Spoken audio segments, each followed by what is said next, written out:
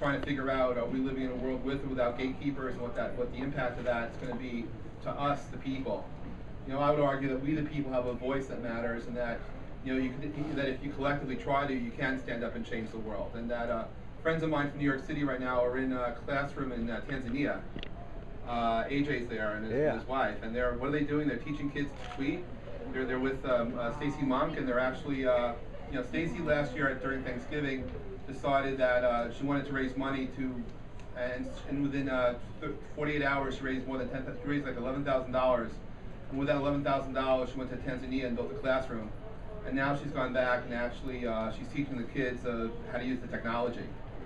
Yes, Peter? Yeah, if anyone's interested, you can follow it on #TwitterKids. And what's the hashtag? TwitterKids. So I've been And any of those kids, and I was going to say, any of those kids will be glad to they're thrilled, even if you're not part of the project, if you tweet them. Yeah, and the fact is, when you that was fun within 24, 48 hours. Look on it on a map, and you start to realize that you have friends of yours, at least friends of mine, actually went to Africa to do this, and it's like it could be you if you wanted to be. And the fact that these kids are actually listening to what you have to say, it kind of like makes the world so much smaller, but it also opens up the world for opportunity.